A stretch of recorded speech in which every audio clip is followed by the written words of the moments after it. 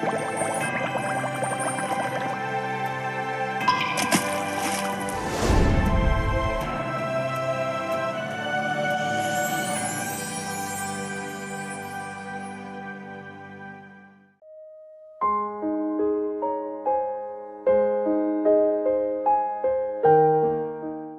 제목을요, 세상 끝날까지 함께하리라는 제목을 잡아봤습니다. 첫째, 아담이 이제 하나님께서 하나님의 형상을 따라 지음을 받고 사단에게 속음으로 말미암아 불법의 삶을 살아가게 됨으로 말미암아 죽음이 왔고 축복을 상실했습니다. 둘째 아담 되는 예수 그리스도를 통해서 이 잃어버렸던 모든 것들을 이제 생명을 회복시켜 주시고 상실했던 축복을 회복시켜 주시려고 우리 주님이 이제 이 땅에 보내셨다고 말씀을 하셨습니다. 죄의 싹은 사망인지라 그 죄의 이제 죄를 없이 하시기 위해서 독생자 예수 그리스도를 이 땅에 보내주시고, 자, 베드로전서 1장 2절에서는 핏부림을 받기 위해서 부르심을 받은 하나님의 백성들이라고 말씀을 합니다. 자, 우리를 사랑하사 그의 피로 우리 죄에서 우리를 그의 피로 해방을 시켜 주셨다고 계시록 1장 5절에서는 말씀하고 계십니다. 자, 그러면 세상 끝날까지 함께 하시리라고 말씀하셨는데, 불법의 삶을 삶으로 또 축복을 상실한 모든 인류에게 온 모든 고통은 질병과 사망과 이제 물질의 고통과 인간의 고락과 많은 원수 맺는 것과 상상을 할 수 없는, 그래서 이제 우리가 감당할 수 없는 일들을 많이 겪게 되는 것이 이제 인류의 삶이었습니다. 자, 그런데 그 하나님께서는 그렇게 잃어버린 하나님의 백성들을 찾기 위해서 예수 그리스도를 보내주시고, 그를 믿는 자, 곧 믿는 자에게는 이제 영접하는 자, 곧 그 이름을 믿는 자에게는 하나님의 자녀되는 권세를 주셨다고 말씀을 하셨어요. 자, 그래서 이제 하나님의 관심이 어디에 있을까요? 불순종을 하니까, 말을 안 들으니까 바벨론 포로로 보냈을지라도 하나님의 관심은 거기 있어요. 압박을 가해주고 고통을 주는 그들의 모습 하나님 다 보고 계셨던 것을 볼 수가 있습니다. 그래서 이제 스가랴 마지막 장에서는 그렇게 말씀을 하죠. 이스라엘 백성들을 고통 줬던 그들의 눈이 선체로 썩어내릴 것이다, 이렇게 말씀을 하고 다 봤다고 말씀을 하시는 것을 볼 수가 있는데요. 자, 우리가 하나님의 눈은 이제 신명기를 보면 새초부터 새말까지, 신명기 11장 12절을 보면 새초부터 새말까지 하나님의 눈이 거기 있다는 거예요. 항상 거기 있다는 겁니다. 자, 오늘 우리는 이 시간에 내가 어디 있어도 무슨 죄를 지어도 하나님 모를 거야, 들키지만 않으면 된다, 사람에게도 그런 이야기가 아닙니다. 우리는 자, 믿음을 가지고서 그 살아계신 하나님이 나와 함께 계심을 믿으시고, 그 하나님은 오늘도 나의 고통도 아시고 근심도 아시고 괴로움도 아시고 아픔도 아시고 상처도 아시고, 상처는 어루만져 주시고 씻어 주실 것이며, 또한 이제 하나님께 나와 모든 것을 고백하는 사람들에게는 하나님께서 그 기도를 들으심으로 말미암아 하늘문 여시고 이제 시온의 대로를 열어주신다고 말씀을 하셨어요. 자, 그래서 이제 우리가 죄를 지을 때, 잘못된 길을 걸어갈 때 예레미야 31장 20절에서 이런 말씀했더라고요. 내가 그를 책망하여 말할 때마다 깊이 생각하노라. 내 창자가 들끓는 듯 한다. 그리고 내가 내 속에서 이제 그를 불쌍히 여기노라, 이렇게 말씀을 하셨어요. 자, 우리가 잘 아는 욥기서 7장 18절을 가서 보면 아침마다 건징하시고 순간마다 단련하시나이까 물어요. 욥이 잠시도 눈 삼킬 동안을 눈돌이킬 시간도 두지 아니하시고 침 삼킬 동안도 놓지 아니하시는 그 하나님의 사랑. 오늘 여러분, 우리가 이 말씀을 통해서 세상 끝날까지 함께 하시겠다고 말씀하셨고, 네가 어디로 가든지 내가 너와 함께 할 것이라고 말씀하셨거든요. 히브리서 13장에 가서 보니까 그렇게 말씀했거든요. 내가 너를 버리지 않을 것이다. 절대 내가 너를 놓지 않을 것이다. 떨리는 손을 잡아줄 것이며 연약한 내가 무릎을 너희 일으켜 세워줄 것이다. 과연 내가 너를 버리지 않을 것이고 나는 너를 떠나지 않을 것이다. 이렇게 말씀을 하셨어요. 물질 때문에 고통하는 이들에게 자, 내가 너를 버리지 않을 것이니 염려하지 말아라. 히브리서에는 이렇게 말씀을 했어요. 자, 그러면 이사야 41장 9절을 가서 보니까 땅 끝에서 너를 붙들며 땅 모퉁이에서도 너를 부르고 너를 택하고 실어버리지 아니하였느니라. 자, 우리는 내 삶에 조그만 문제가 있을 때 하나님 안 계신 것 같아요. 내 기도 왜 안 들어주시는가? 하나님 어디 계신가? 어찌하여 내 문제는 이렇게 풀리지 않는가? 이것 때문에 한숨 쉬고 답답해하고 그 다음에 이제 믿음을 잃어버리게 되죠. 믿음을 상실하게 되니까 기쁨 없지요. 감사 잃어버리지요. 찬송 안 되지요. 그 뒤에 배후에서 사단은 짝짝꿍을 하거든요. 막 손뼉을 치면서 너 안 되잖아. 믿어도 안 되잖아. 너 믿을 필요가 없다고. 열심 낼 필요가 없다고. 사단은 이렇게 계속 부추기는데 우리 하나님께서는요. 예레미야 32장 40절로 41절 가서 보니까 내가 너를 복을 주기 위하여 떠나지 않고 언약을 세워 기쁨으로 복을 주되 마음과 정성을 다하여 이 땅에 심으리라. 그렇게 말씀하셨어요. 이제 언약에 대해서 저도 이제 고난을 상상을 못한 고난을 당하면서 초창기에 이 비슷한 이런 신앙을 가지고 하나님 앞에 날마다 내가 따지고 묻고 그런데 하나님의 언약은 있었지만 그 언약이 너무나 나하고는 가당치도 않은 그런 말씀들이 언제 어떻게 이루어지겠나 이런 생각을 했어요. 자, 그런데 세월이 가면서 점진적으로 내가 변하고 하나님을 알게 되고 하나님을 알므로 말미암아 기도할 수밖에 없고 내 문제를 맡길 수밖에 없을 때 하나님께서는 점진적으로 내 삶의 모든 언약들이 성취가 되어지는 것을 볼 수가 있습니다. 자,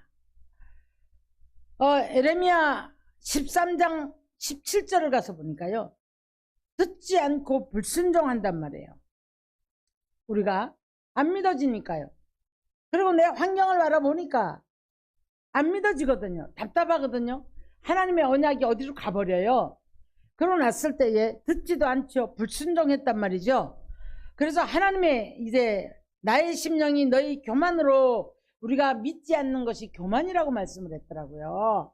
너희 교만으로 말미암아 내가 은밀한 곳에서 울 것이며 양떼가 사로잡힘으로 눈물을 흘려 통곡하리라 이렇게 말씀을 했더라고요. 저는 이 말씀이 깨달아지는 어느 날 이 말씀 한 구절이 내게 딱 들어오는 날 나는 얼만큼 은밀한 곳에서 나 때문에 하나님이 오셨을까? 나는 하나님이 나를 통해서 얼마나 괴로움을 당하셨을까?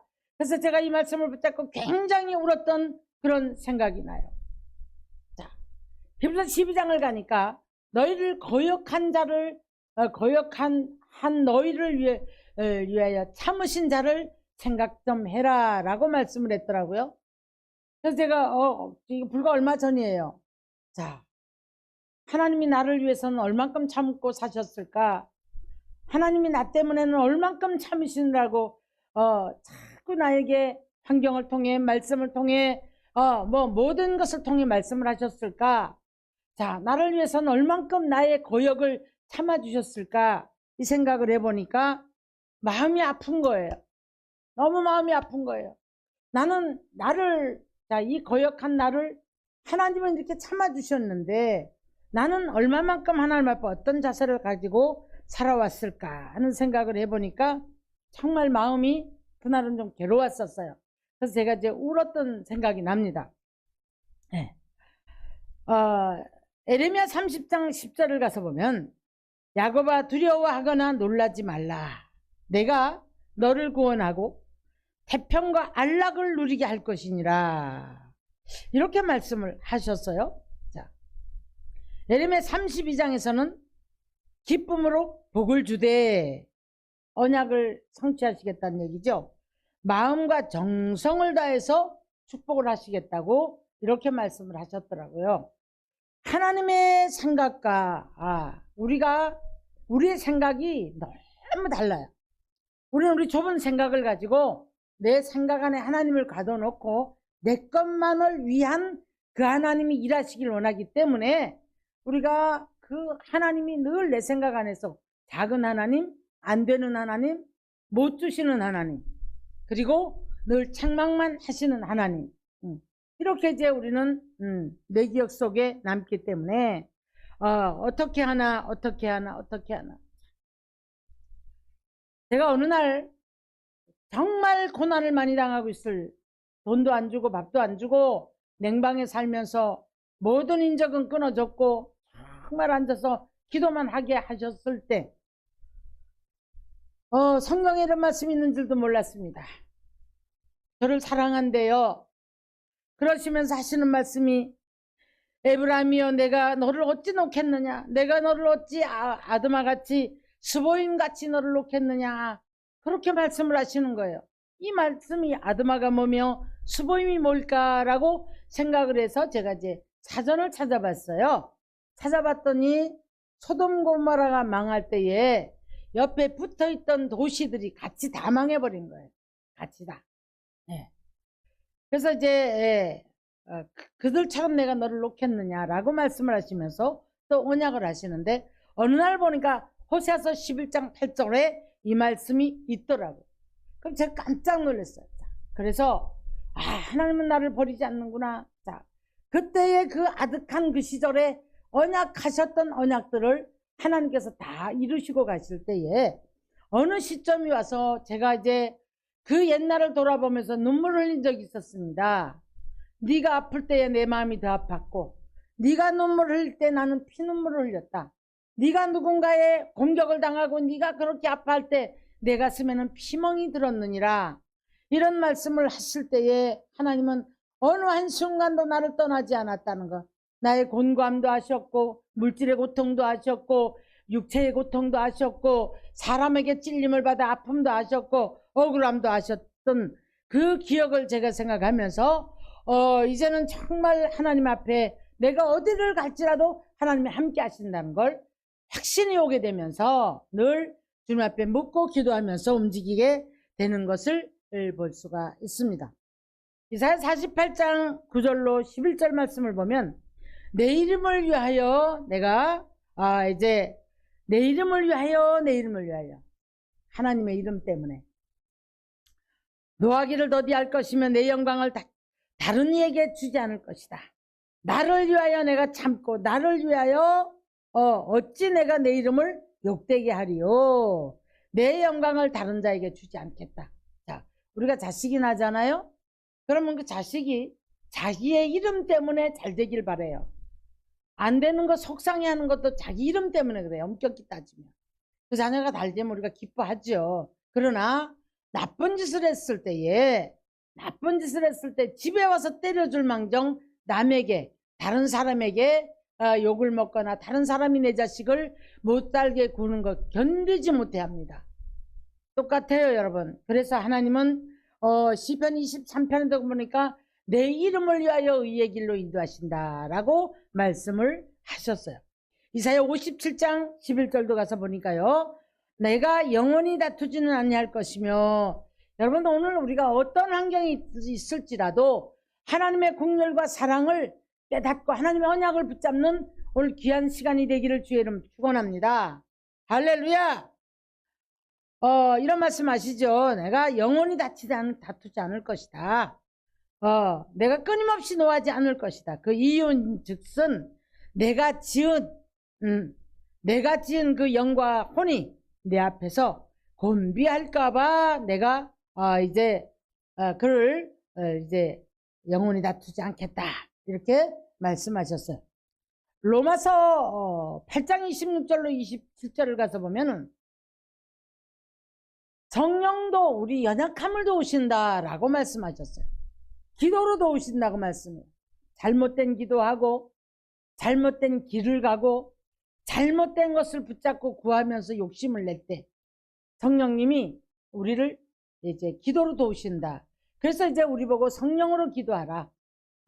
하나님의 사람은 기름 부음이 있고 성령의 도우심을 따라 기도하고 성령을 힘있고 말하고 그런 삶을 살아갈 때에 지혜를 주십니다.